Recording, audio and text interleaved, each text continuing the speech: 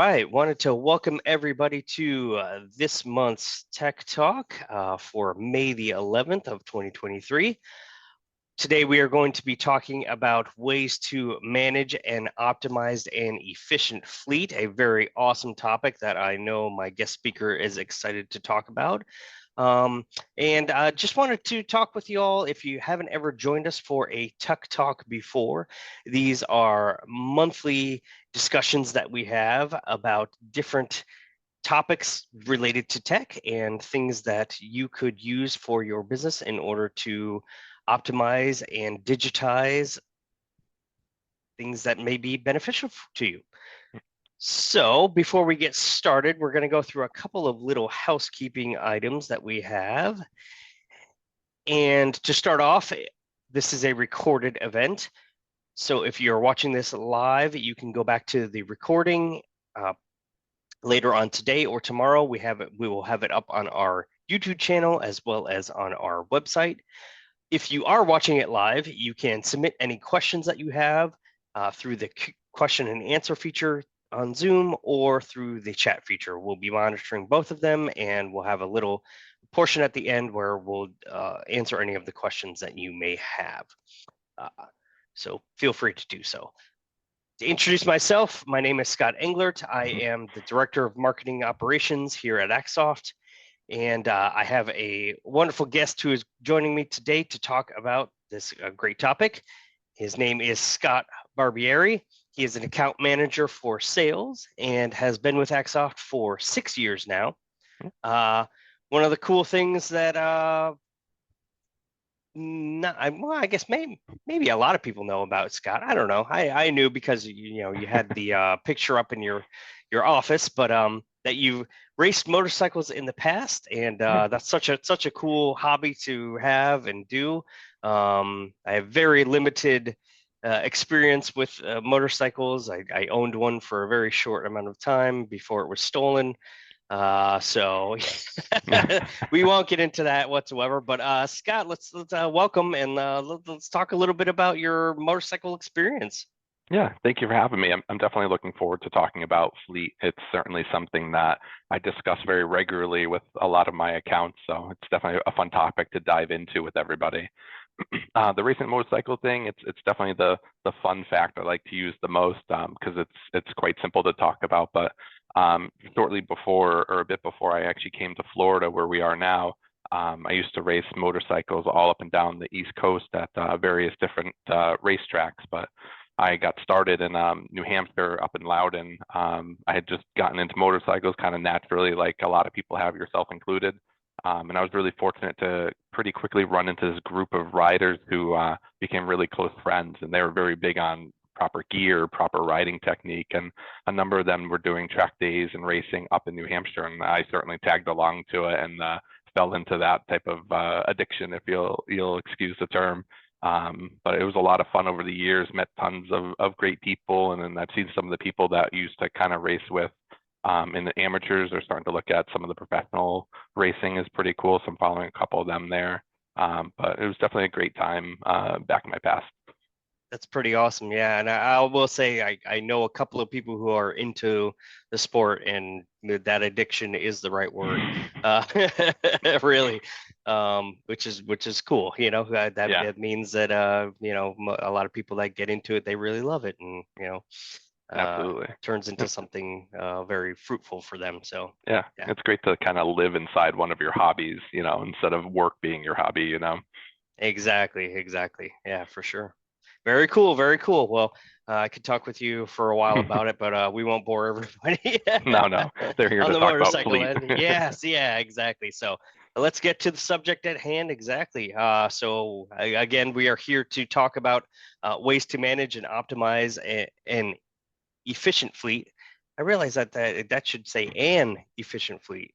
And oh wait, I'm sorry. No, ways to manage an optimized and efficient fleet. Say that 5 times really fast, and that's not going to work out so well. No. Awesome. All right. Well, let's get right into it, and we'll talk a little bit about this subject to start off with. And let's just talk about some of the ways that businesses can optimize and enhance their fleets. Yeah. No, it's a really great topic because most businesses these days are using their own fleet, for their jobs, right? They're not having their employees driving their own cars. And that has a lot of benefits to the business, right? It's basically free advertising while they're driving around with business names on there. People become comfortable with those businesses and their logos and seeing them at people's homes or other businesses, depending on what type of work they do. But there is a lot in there about optimizing it. And there's also some liability that companies need to be aware of as well, right? For you and I, right, we get a little fender bender. It's not too big of a deal, right? It stinks, but it's an accident. They happen. But when you're driving for your company and you've got your company logo on there, all of a sudden that little fender bender turns into a big liability issue. And I actually have 3 accounts right now, all of which have had the same issue in which one of their drivers had a little fender bender at a light or, while they're driving, and they're on the hook for some pretty big liability as the person that they tapped, of course, saw the business logo and decided that they were going to initiate a lawsuit. So as businesses are optimizing and making their fleets more efficient, we can also help give them the tools so that they can review how their vehicles are being driven, make sure their employees are driving them appropriately. And then if a fender bender or an accident does happen, they have actual data to back up whether or not their driver was wrong or not, right? And in the 3 cases that I have, the data showed that the driver, well, one of them, I mean, he did, tap someone's bumper, but it showed that they weren't speeding, right? They weren't driving aggressively, right? Anything along those lines. Um, so as businesses kind of dig into and start optimizing their fleet, the software like what we provide gives them a lot more insight so they can understand what's going on with those fleets, right? Most importantly, you want to track your driver's behavior, right? And this could be for aggressive driving or speeding or, things the company doesn't want them to do. But it could also be how they're using fuel, right? If you have an employee who's using a company vehicle and they always leave the keys in it and leave it running while they're running in between their stops or stores, right? They're burning a lot of extra gas because they're idling far too long. And we all know how the gas prices have been for quite a bit, right? Even the other day, my car does use, higher tier gas or whatever, but I was paying, almost 4.50 a gallon again. Like that's a lot, especially if you're doing a lot of miles. So definitely, businesses want to be able to evaluate how their vehicles are being driven, make sure there's no extra fuel being used from being idle too long. It also gives their supervisors and others the ability to manage the locations that the vehicle are in. So that could include things like maybe they don't want their vehicles going to competitors' job sites, or they don't want them going to certain areas of their territory. Or maybe they just, when the vehicle is brought home with the employee, they don't want that employee using it on the weekends, which I'd like to say never happens, but unfortunately we see a lot of cases where that does happen. And again, to me, that comes all back down to your fuel costs, right? Why drive my car if I can take the company car for a weekend spin? But we definitely want to give supervisors and fleet managers and office managers and the leadership of the businesses the ability to monitor locations to make sure their company owned and identified vehicles are being driven where they're supposed to be driven. And then of course, you'll hear me touch back on things like, being able to identify harmful practices or really enforcing policies for how those employees are driving. And then being able to collect feedback and provide more information to the drivers, right? And when you implement a system like this, it isn't simply about looking for the things your employees are doing wrong. Just recently, I signed up a new account for us, and they are a rather large forklift company out in California. And their main issue is that their salespeople have company cars. They're branded for company cars. And the salespeople, they said, have seemed like they've gotten kind of used to how their roles work, and they're not traveling in their markets so much because they can sit at the office or sit at home and get all their orders in. And while they're generating business that way, they're not generating new logo business, which is also something we've been focused on a lot here as well. And they want to make sure that the employees are actually out in their markets more than they're at home, right? But on their own, they couldn't really do that, right? Because you're going to ask them to tell you where they are, and maybe they'll tell you one thing, maybe they tell you something else, who knows? And during the discussions for this, right, I talked a lot about how our system does geofencing. So you can throw a geofence or an electronic fence around an area, and that's their market. And our system will record not only how long they're in there, but how many times they've come in and out. And during the discussion, the two people on the call, one of which was the CEO, they were really concerned about just coming at their employees with information where they're just kind of yelling at them saying, hey, you're not in your market a lot, right? They didn't want to just do that.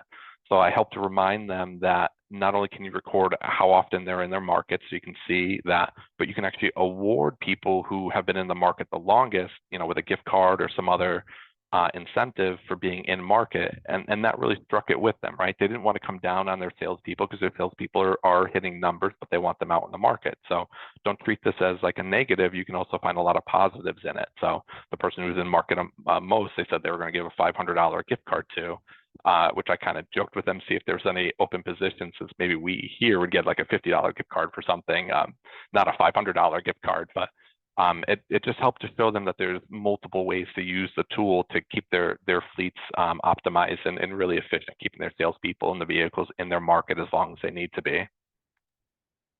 Yeah, absolutely. And to that point, what you were talking about, from the accountability side of things, you also don't want, your logo to show up at places that may not be something that you want associated with your company. Right. Which could be a number of things, but if people see that logo out and about, and they're not at a place that is really somewhere that they should be, that can be very detrimental to the company, and Yep. that logo. So yeah, absolutely. And I also wanted to touch on one other thing that you had talked about, which is, you talked about the idling and the fuel. Also the hidden costs and the data that we see that is just amazing is the amount of wear and tear and maintenance Yeah. that occurs on a vehicle that is excessively idling is just it'll blow you away at how much it actually does affect a vehicle's longevity, Oh and yeah. that is a huge thing for anybody who has a fleet, for sure. Yeah, absolutely. And most of our companies, I mean, they're putting in tons and tons of miles every month. And when you have an employee who's driving aggressively and they're burning through brake pads and they're burning through those tires and then everything else that's connected to them, right? Tire rods, Hmm. all the forth. Yeah. So you brought up a great point about that. When you can address those driving behaviors, everything else on the vehicle will start lasting you longer, right? You know, Absolutely. yeah, no, that's great. Great point. Yeah, yeah. And those can be kind of those little hidden costs that, like you said, you can't really tell unless you have that data available, and then you can actually look at it, make positive decisions, and reward correct behavior. Yeah. Yeah, So yeah, exactly. absolutely. Yeah, Yeah. especially with the cost of brakes and tires. I'm getting ready to do those on my car myself, and I can't even imagine for a company with 40, 50, 100 plus fleet vehicles having to replace tires, right? Oh, Even if absolutely. you have 10% of your workforce who's burning tires 50% quicker because they're always slamming on the brakes, like that's a huge cost, over time. Yeah, and I think if you ask any company if they, could save that money and then, potentially take some of that and reward their employees with, positive Oh yeah. behavior, how they I'd say most companies are going to do that all day long. So Right. Yeah, especially if absolutely, they have profit sharing or anything for like sure. that in place. Yeah, Absolutely. yeah, yeah, absolutely. So great. So we talked a lot about that, kind of the overall general benefits. So let's talk a little bit more about the safety role, Yeah. and kind of how that can kind of play a role into the fleet management portion of it. Yeah, definitely. I mean, safety is really kind of one of your biggest pieces, right? You have the safety of the driver themselves, right, which could be affected by their driving or, realistically by somebody else's driving. And then you have all the people that are in the areas in which they are driving. And this has always been something that we've always tried to address really well, because safety is such a big deal about it. And really in the beginning of the call, I talked about the liability issues as well, but your liability and your safety issues really are kind of combined together in a lot of a lot of the time. Um, so when it comes to the safety piece of it, again, being able to pull up the records and seeing, right, how fast were they actually going? If you do see an aggressive braking alert, right? Why was there an aggressive braking alert? And the system will show you what their speed looked like before. It'll show you what their speed looked like after. So they can kind of take a look at that and talk to an employee about it. And the employee will be like, well, I was driving down the road and all of a sudden this car just kind of came out of the road and it didn't, yield to the stop sign like it was supposed to, and I had to hit the brake, right? And at that point, the driver did well. They responded well to that incident. But if you're seeing aggressive brake and then aggressive acceleration and then aggressive braking, right, then okay, that's going to be a little bit longer of a conversation. But being able to pull that information up is very powerful. And then with one of the recent Google Maps integrations in ours, we were able to add in the feature where you can drop in the little Google guy. And we've had a number of accounts who have asked us like, hey, how can I see what this road speed limit actually is, right? And the system, it does pull road speed limits as long as it's posted there. But we've had a number of occurrences where someone will call in and say, hey, I saw your HVAC van, or I saw your courier company's van, and they were doing 65 in a school zone, and they should only be doing 25, right? And this is the road that we're on. And the safety supervisors or the office manager, whoever's overseeing that, can now hop into the system, find one of the positions for where they were during, when this person said that occurred, drop in the little Google guy and take a look at the road, right? And you'll see street sign postings, what the speed is. You'll see if it's actually really is a school zone or residential school. Right. And they know in most of these cases, and then of course they also have the speed data to back it up as well. So in most of these cases, they'll get that call and they'll take a look, and yeah, there's some exaggeration going on, right? Maybe the person called in, thought the driver was doing 65, but really they were doing 35, and maybe they're 5 miles over the limit, and then they can address that as needed as well. Yeah, but a perfect example there with the school zone, because I live right next to a school zone, and there are posted times when that school zone is enforced. So if somebody calls in and they say, I saw this person doing this at this certain time, they can obviously kind of go drop that little guy in there, see what the sign says exactly, and make a decision based off of that, whether it needs to be something that needs to be addressed or not. Yeah, right, absolutely. Yeah, no, it's great. It's just that insight, right?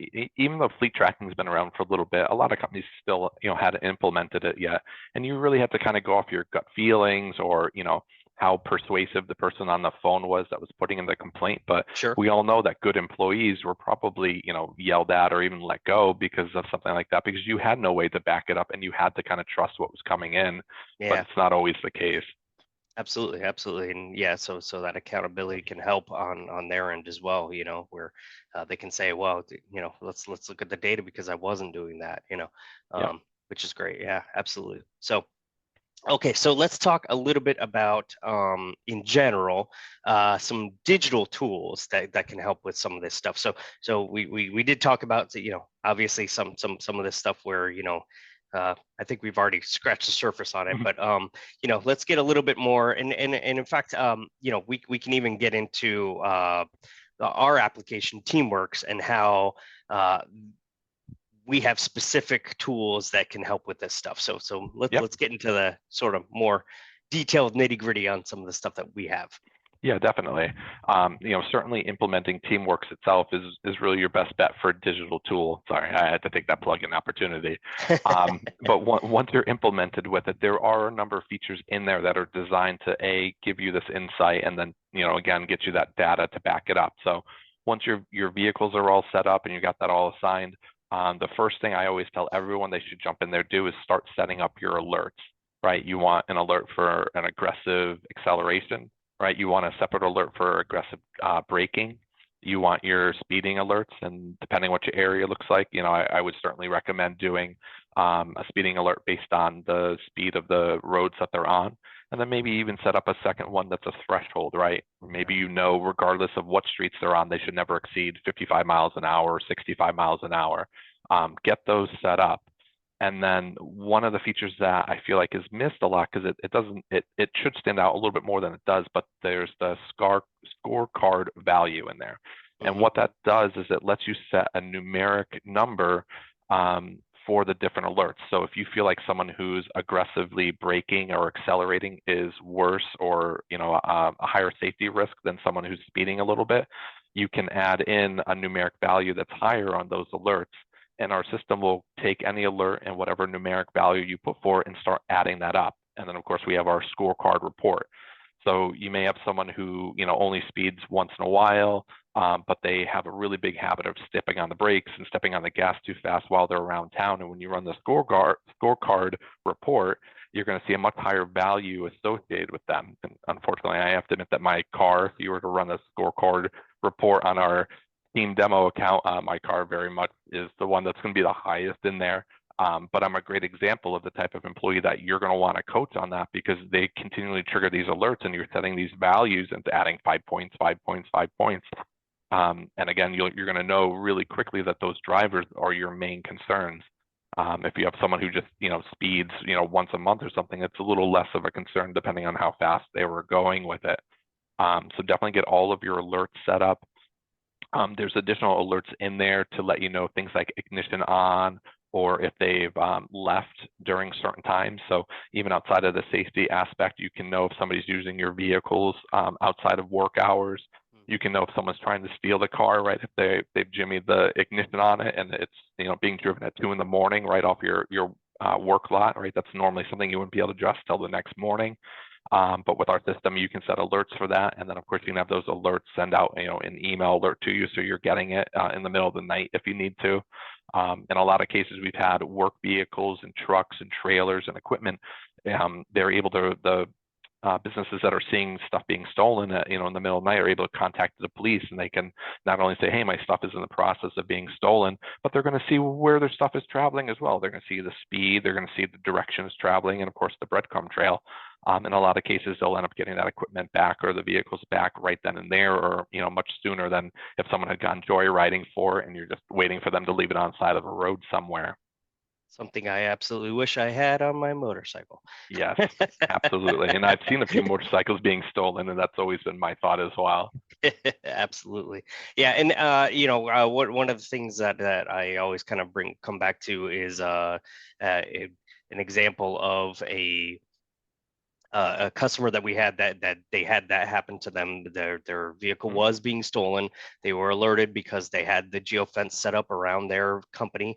It alerted them right away. It was I think it was like 2 o'clock in the morning or something like that. Yeah. And they were able to recover the vehicle. And the comments that they said to us was that it wasn't really the vehicle, but more the equipment that was in Yeah. the vehicle that was worth so much more to them, not only because of the fact that it, just the monetary value of it, but also the fact that they would have been without that equipment in order to do the jobs that they needed to do for the Right. next however many days it would be, or weeks it would be, to replace that equipment, and the amount of revenue that they would have lost because of that, which Yeah.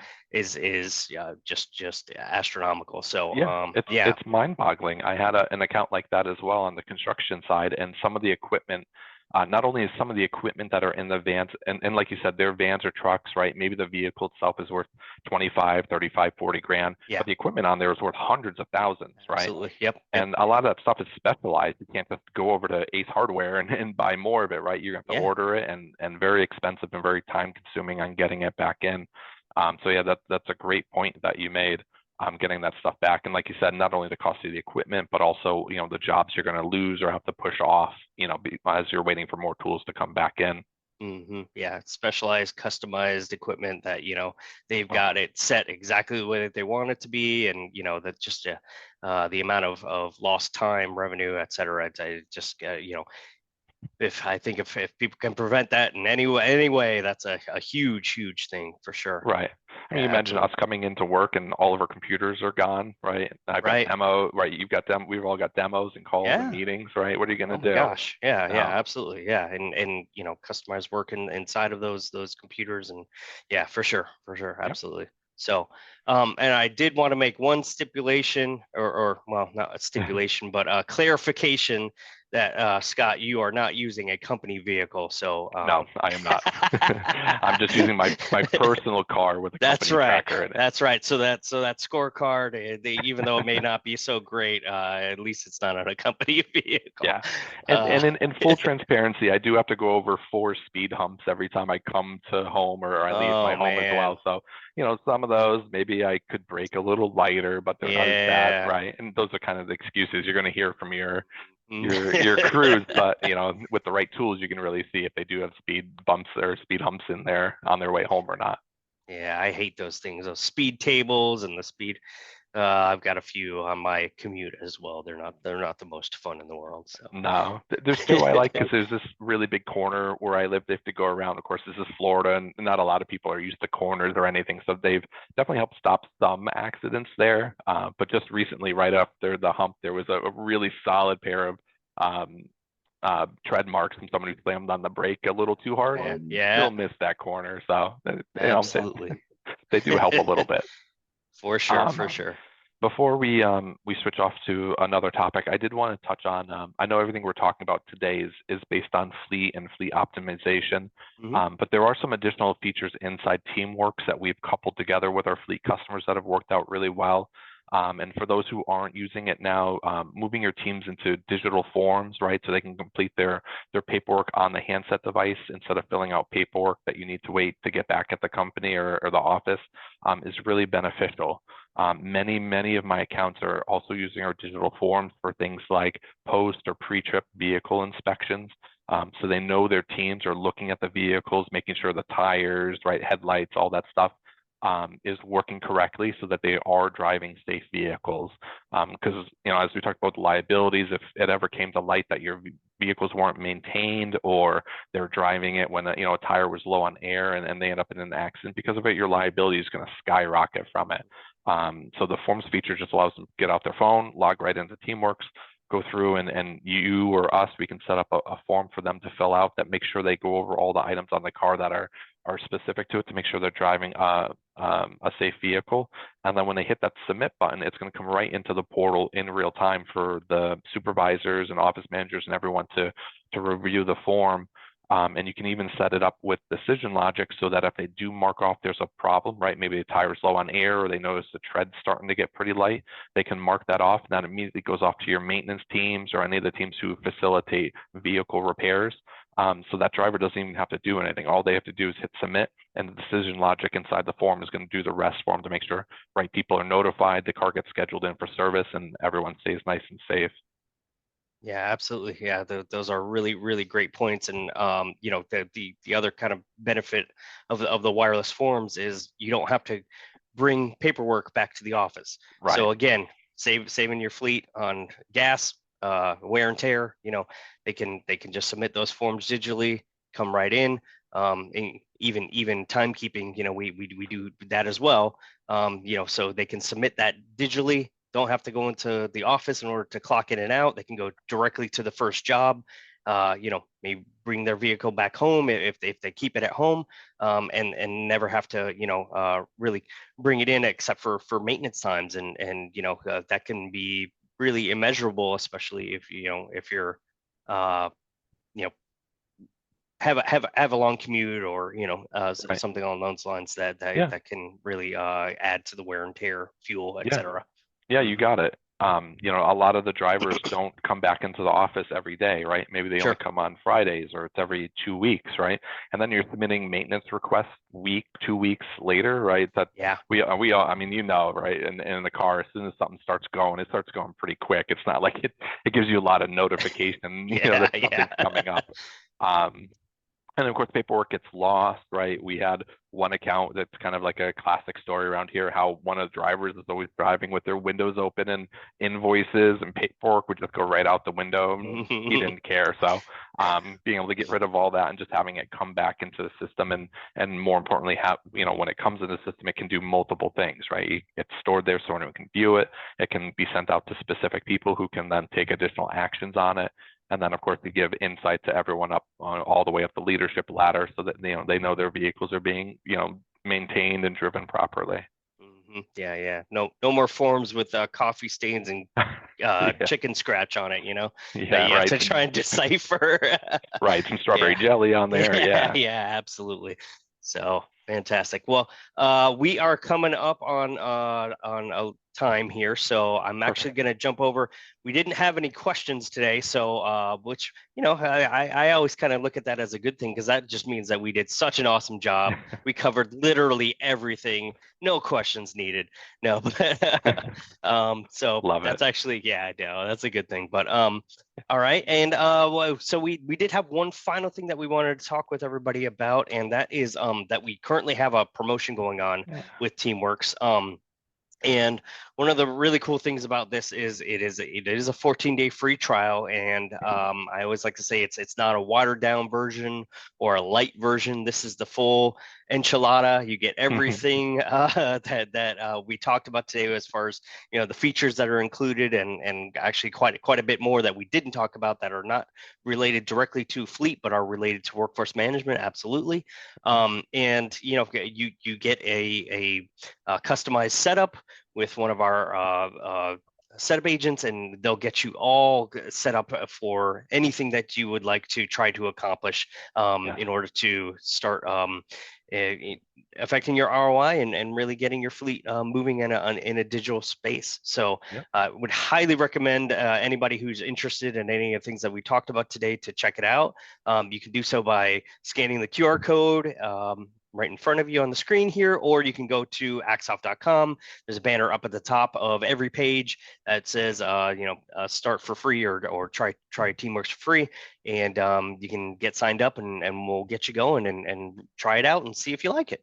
Yep. And yeah, absolutely. So with that being said, I wanted to thank Scott for all of the really, really informative insight that you had on today's topic. I had a good time, and I actually learned a couple of things, which is always a good thing. And Always. yeah, absolutely. So and thank everybody else who was able to join us today, and anybody who is watching the recording. And until next time, we will see you on the next Tech Talk. So thank you so much. Thank you so much, Scott. Take care, guys.